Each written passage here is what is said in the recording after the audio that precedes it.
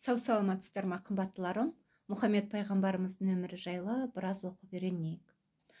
Алла тағаланың құзырына артыма дүниелік нәрсе қалдырмастан кеткім келеді. Саған қалдырған алтындарымды да кедейлерге тарат деді. Алтынның таратылғанын естігенде енді көңілім жайланды деді. Төсегінің біраз жатқаннан кейін қасына Хазіретті Әлиді шақыртты. Пайғамбарымыз қызының осындай жүрек тебірентерлік сөздерін естіп, көзін ашып, оны қасына шақыртты.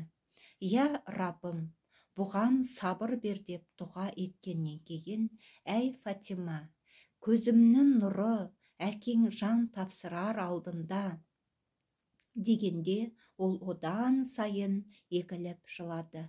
Хазіретті Әли, әй Фатима, тыныш, Расулахты бұдан артық қайғыртпа дегенінде пайғамбарымыз ренжітпе, я Әли, тиме, әкесі үшін көз жасына ерік берсін дегеннен кейін көзін жұмып есінен танғандай болды.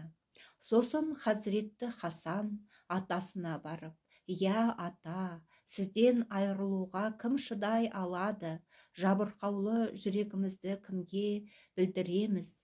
Сізден кейін анама, әкеме, бауырыма кім шапағат етеді?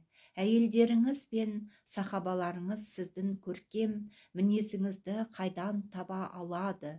Деп жылағанда, пайғамбарымыздың әйелдері шыдап тұра алмады. Барлығы да көз жастарына ерік берді. Сыртта уайыммен күтіп тұрған сахабалар пайғамбарымыздың жағдайының нашарлағанын естіп, жүректері сыздады. Көздерінен жас сорғалады. Соңғы рет пайғамбарымыздың дидарын көру үшін есікті ашыңдар, пайғамбарымыздың дидарын тағы бір рет көрейік деп есіктің алдында тұрып жалынды.